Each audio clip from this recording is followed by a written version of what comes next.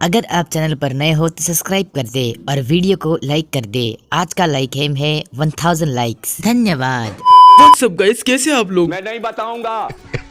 Welcome back to critics anime. तो आज इस वीडियो में हम करने वाले हैं बोरुटो एपिसोड 289 का हिंदी एक्सप्लेनेशन। तो वीडियो स्टार्ट करने से पहले तुम लोग गलती से अगर नए हो तो सब्सक्राइब करो और let's start the video. Episode के स्टार्टिंग में कवाकी सपना देख रहा होता है जिसमें वो भाग रहा होता है क्योंकि उसके पीछे लगा होता है कोड। वो कहता है कि कवाकी तुम बहुत स्पेशल हो, इसीलिए तुम्हारे ऊपर एक कर्मा है और तुम वैसल बन पाए। कवाकी रिप्लाई में कहता है कि मुझे नहीं लगता कि मैं कोई स्पेशल हूँ, मैं तो एक नॉर्मल बंदा हूँ, मुझे यहाँ पर लेके क्यों आया यार। तभी कोड कवाकी का गला पकड़ लेता है और कहता है कि मैं तुम्हें बहुत ही हेट करता हूँ, अगर तुम इशिकी के वैसल बनने के लिए चूज ना होते ना तो मैं तुम्हें यही मार डालता। और यही देखकर कवाकी अपने सपने से उठ जाता है। सुमेरे उससे कहती कि क्या हुआ कवाकी, तुम चिल्ला क्यों रहे हो? अरे क्या हुआ कवाकी, कोई बुरा सपना देख लिया क्या? कवाकी कहते कि वो कमबख्त कोड मेरे सपने में आया था और मुझे परेशान कर रहा था और हमेशा की तरह, और वैसे मेरे पास कारमा नहीं है तो फिर भी मेरे सपने में क्यों आता है वो? हाँ जानता हूँ तुम्हारे पास कारमा नहीं है, बट इसका ये मतलब नहीं कि तुम इशिकी के वैसल नहीं हो, अभी भी तुम वही हो। तुम एक बार इशिकी के वैसल बन चुके हो, तभी इशिकी की सारी इन्फॉर्मेशन तुम्हारे अंदर आ चुकी है। अब तुम्हारे ऊपर इशिकी का कारमा नहीं है, इसका मतलब ये नहीं कि तुम कोई वैसल नहीं हो, तुम अभी भी उसके वैसल हो। कवाकी उसका गला पकड़ लेता है और कहता है कि ये कहना बंद करो, मुझे नहीं सुनना। अमाडो कहता है कि तुम्हारी बॉडी अभी भी ओसुजुकीफाइड है, ये प्रूफ है मेरे पास। कवाकी कहता है कि अरे रुक जा भाई, मैंने कहा ना बंद कर, ये कहना मेरे कान दुख रहे हैं सुनकर। अमाडो कवाकी से कहता है कवाकी तुम्हारे खुद के पास कारमा नहीं है, और अगर कोड नारुतो के सामने आ गया तो मुझे नहीं लगता कि नारुतो उसके सामने टिक पाएगा, वो तो मर जाएगा। और मुझे पता है कि तुम्हें भी कोई पावर चाहिए जिससे कि तुम नाना दाइमे को बचा सकते हो, और वो पावर होगी एक कारमा, जो सिर्फ प्योरली एक वेपन ही होगा, बाकी कुछ नहीं। तो तुम चाहते हो कि मेरे ऊपर वापस से कारमा आ जाए? हाँ अमाडो सान, तुम्हें नहीं पता कि मैं कारमा से कितनी नफरत करता हूँ और वापस से मैं कारमा अपने ऊपर नहीं ले सकता। अरे कवाकी चैन, मुझे पता है कि तुम तुम्हारे गोल्स पूरे करने के लिए किसी भी हद तक जा सकते हो, और ये कर्मा कोई बड़ी चीज नहीं है। तुम कहो तो लगवा दे तुम्हारे ऊपर एक। नको कोई जरूरत नहीं है, मैं जा रहा हूँ यहाँ से अब। अरे भाई कवाकी, तुम्हारे पास नारुतो को बचाने के लिए कोई पावर नहीं है, और अगर तुम कारमा डालोगे तो इशिकी के सारे पावर तुम्हारे पास आ जाएंगे। सोचो, ये सब तुम्हारे ऊपर है, क्या करना चाहते हो तुम? नेक्स्ट सीन में हम देखते हैं कि एडा बातें सारी सुन रही होती है और वो कोड को बताती है कि कवाकी बहुत फ्रस्ट्रेटेड है और वो कुछ कर भी नहीं सकता। वो कोड से कहती है कि तुम्हें सच में पता चल गया तो वो मुझसे नाराज होकर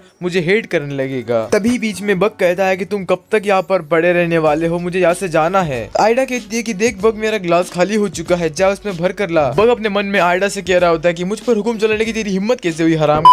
ये मेरे हिसाब से कवाकी और बाकी सबको गार्ड्स ने सिक्योर करके रखा हुआ है, ऊपर से कोड को पांचों के पांचों विलेज मारने में तुले हुए हैं। आयडा कहती है कि हमें सही अपॉर्चुनिटी का इंतजार करना होगा, और जब सही अपॉर्चुनिटी आएगी तो मेरे सेंड्रिकान उनसे स्पॉट कर लेंगे और तब हम विलेज पर अटैक बोल देंगे। कोड कहता है कि अगर मेरे लिमिटर्स हट जाते तो ये सब करना नहीं पड़ता, बहुत आसान हो जाता सारा काम। आयडा कहती है कि मैं तुम्हें विलेज की सारी इन्फॉर्मेशन दूंगी मेरे सेंड्रिकान से, और ऊपर से तुम्हें मुझे गाइड करना होगा क्योंकि मैं ज्यादा कॉम्बैट नहीं कर सकता। कोड कहता है कि अगर तुम कवाकी के पास चली भी गई, अगर कवाकी ने तुम्हें मारने की ट्राई की तो तुम क्या करोगी, क्योंकि कवाकी और बोरुटो दोनों ओत्सुकी है और वो तुम्हारे जाल में तो बिल्कुल फंसने नहीं वाले। तब क्यों क्या करोगी, क्योंकि तुम्हारी चाल तो वहाँ पर फीकी पड़ जाएगी। आयडा कहती कि चलो उसे छोड़ो, मैं तुम्हें एक नए पार्टनर को इंट्रोड्यूस कराना, तो भूल की गली में घूम रहा होता है। तभी उसे इनाशी कचो की जोड़ी देख लेती है और वो कहते हैं कि हमेशा की तरह गुस्से में ये जा रहा है। तब कवाकी ये सोच रहा होता है कि अमाडो ने उसे कारमा लगाने के लिए क्यों कहा होगा, और कारमा ही क्यों।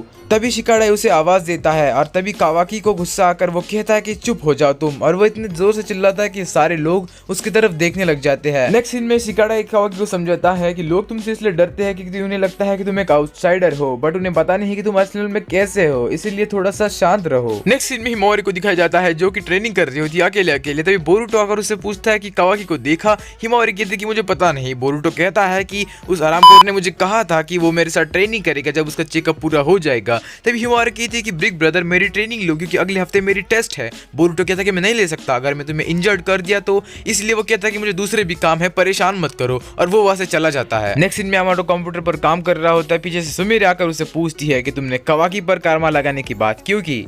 अमाडो कहता है कि चलो एग्जांपल से तुम्हें समझाता हूँ। कवाकी वेसल के साथ एक घर है और उस पर लगा कारमा एक दरवाजा, अगर तूफान आने पर दरवाजा टूट भी गया तो कवाकी द वेसल दर घर वैसा का वैसा ही रहेगा, और उस घर के अंदर का सामान मतलब इशिकी की सारी इन्फॉर्मेशन भी वैसी की वैसी ही रहेगी। सिंपल भाषा में कहूँ तो इशिकी का कारमा कवाकी के ऊपर से तो चला गया, बट इशिकी की सारी इन्फॉर्मेशन और सारी पावर्स कवाकी के अंदर अभी भी स्टोर्ड है। फिर कहती है कि मतलब तुम कवाकी पर कारमा लगाकर इशिकी की पावर उसे देना चाहते हो। अमाडो कहता है हाँ, इससे कवाकी को ही फायदा होगा, जब वो किसी से लड़ेगा तो तो वो आराम से जीत जाएगा। और अब जबकि इशिकी मर चुका है, इसलिए कवाकी अगर कारमा रिगेन भी कर लेता है तो कवाकी पर इस पर कोई फर्क नहीं पड़ेगा। आप कवाकी के साथ करना क्या चाहते हो सर? ये बात पर्सनल है बेटा, तुम्हें बता नहीं सकता, बट लीफ विलेज को नुकसान पहुंचाने का मेरा कोई इरादा नहीं है। तभी हमें कंटेनर दिखा जाता है जिसमें साइब है, जो कि अपने पार्टनर को बाहर निकालने को कहती है बग को, एंड बग कहता है कि ठीक है मैं भी उसे निकाल देता हूँ, बट वो खतरनाक है। तभी वो दरवाजा खोलने वाला होता है और तभी वहाँ से बहुत सारा धुआं निकलता है। जब दरवाजा खुलता है तो अंदर कोई नहीं होता। देन कोड कहता है कि ये क्या, अंदर तो खाली है, कोई नहीं है भाई। तभी पीछे से डायमंड आकर कोड के सिर पर बैठ जाता है और अपनी बहन से कहता है कि बहन देखो ये तो अच्छी राइड है। तो ये बात जान लो कि डायमंड आइडा का भाई है और इन दोनों को भी अमाडो ने बनाया है। वेल ये दोनों भी साइबॉर्ग है। कुछ हो ना जाए इसलिए आइडा कहती है कि कोड इस पर अटैक मत करना, ये तो मेरा भ्राता है। तभी डायमंड कहता है कि अगर तूने मेरी बहन को रुलाया तो मैं तेरी गांड फाड़ दूंगा। उसी वक्त पीछे से कोई धुआं कर देता है और वो कोई नहीं होते, पीछे के गार्ड्स होते हैं। वो आकर कहते हैं कि तुम सबको हम मार देंगे, रुको थोड़ा सा धुआं जाने दो। बग डर कर कहता है कि अरे भाग जाओ, तुम सारे मर जाओगे, मरना है कि तुमको। उनमें से एक गार्ड कहता है कि धुआं गया भाड़ में, इनको गोलियों से उड़ाएंगे। सडनली उसी की गोली उसी के सिर पर जाकर लगती है और उसकी एबिलिटी ही यही है। दूसरा गार्ड कुल्हाड़ी लेकर डायमंड और आइडा को मारने लगता है तो उसी की कुल्हाड़ी उसी के सर में घुस जाती है। अरे इसने ये कैसे किया? मेरा क्या भाई लगता है, वो मुझे नहीं पता। तभी उनमें से एक गार्ड को डायमंड किक मार देता है। कोड आइडा से कहता है अरे ये उन लोगों के अटैक को तो रिफ्लेक्ट कर रहा है, मतलब उनके अटैक उन पे ही जा रहे हैं। कैसे? आइडा कहती है यही तो उसे आता है, यही उसकी एबिलिटी है, जो भी उस पर अटैक करता है वो अटैक रिफ्लेक्ट होकर दूसरे को ही जा लगता है। डायमंड दिन बग के ऊपर जाकर बैठता है और उसे एक पंच मार देता है और वो कहता है कि बग तुम क्या सोच रहे हो भागने का, कहाँ जाकर भागोगे बोलो। अरे बेटे मैंने तुझे कुछ किया भी नहीं, मेरे पीछे क्यों लगा है तू? वो डायमंड पर अपने क्लॉ मार्क्स डालने की कोशिश कर रहा था तो उसके खुद के ऊपर भी क्लॉ मार्क्स आ गए। जैसे कि मैंने आपसे पहले कहा था कि जो भी डायमंड पर अटैक करेगा उसका अटैक दूसरे पर ही रिफ्लेक्ट हो जाएगा। कोड डायमंड से कहता है कि मैं मेरे क्लॉ मार्क्स की मदद से कहाँ भी घूम सकता हूँ और किसी को भी खींच सकता हूँ मेरी तरफ, जैसे मैंने इस बग को खींचा, यही मेरी एबिलिटी। डायमंड को कुछ बताए उससे पहले ही आइडा उसे रोक देती है और कहती है कि कुछ बताना मत। कोड कहता है कि शायद तुम मुझ पर भरोसा नहीं करती, तो आइडा कहती है कि डायमंड किसी के भी अटैक को रिफ्लेक्ट कर सकता है, शायद अभी तक के लिए इतना जानना तुम्हारे लिए जरूरी होगा। और कोड ज्यादा ऑफेंड मत होना क्योंकि हम अभी ही मिले हैं, इसलिए मैं तुम पर ज्यादा भरोसा नहीं रख सकती। तो कोड कहता है कि इस बात का ये मतलब है कि डायमंड के अंदर और भी खतरनाक एबिलिटीज है ना? तो सीन शिफ्ट होता है कवाकी की तरफ, जो कि होकागे स्टोन फेस के ऊपर बैठा होता है एक बॉटल लेके। अब आप सोच रहे होंगे कि ये बॉटल क्यों? तो जाहिर सी बात है अगर आदमी इतना बड़ा स्टोन फेस को चढ़कर ऊपर जाकर बैठेगा तो प्यास तो लगेगी ही ना। अगले तेरे बाप का नौकर हो क्या?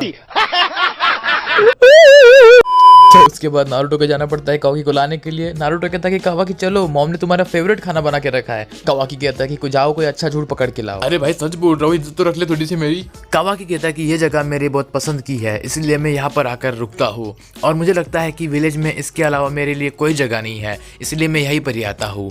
और अगर मैं इस बात को सोचूं तो मुझे समझ में आता है कि मैं एक आउटसाइडर हूँ, इसलिए इस विलेज में मेरे लिए कोई जगह ही नहीं। नारुतो से उठा लेता है, कहता है कि चलो हम घर पर जा रहे हैं, ये जगह तुम्हारे लिए नहीं तो किसके लिए? फिर तुम इस विलेज का हिस्सा हो और तुम मेरे परिवार का भी एक हिस्सा हो, तुम मेरे बेटे हो कवाकी। घर पर आने के बाद कवाकी कहता है कि मैंने कहा था ना मेरे पेट में भूख नहीं है खाने के लिए। घर में सब उसका इंतजार कर रहे होते हैं। साले आ गया तू। बोरुतो कह सकता है। अबे साले। बोरुतो नीचे से निकाल के उसके सामने रख देता है एक हेड बैंड और कवाकी कहता है कि ये क्या हेड बैंड, ये मुझे नहीं चाहिए, मैं तुम्हारा हेड बैंड नहीं ले सकता।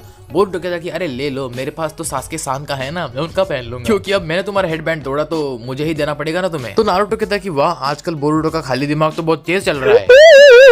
क्या बुरा जोक था, अनसब्सक्राइब करो इसे। ब्रश करते हुए हिमावारी कवाकी से कहती है कि अगर बोरुतो फिर से बोरुशेकी बन गया तो प्लीज उसकी हेल्प करना। कवाकी कहता है कि अगर हाँ ऐसा हुआ तो मैं जरूर उसकी हेल्प करूंगा। नेक्स्ट सीन में हम देखते हैं कि नारुतो कवाकी के सामने बैठा होता है और वो कहता है कि यार तुम इस विलेज के हो और तुम मेरा परिवार हो, इसलिए डरने की कोई जरूरत नहीं है। अगर मैं तुम्हें कंफर्टेबल फील नहीं कर सका तो मैं होकागे किस नाम का।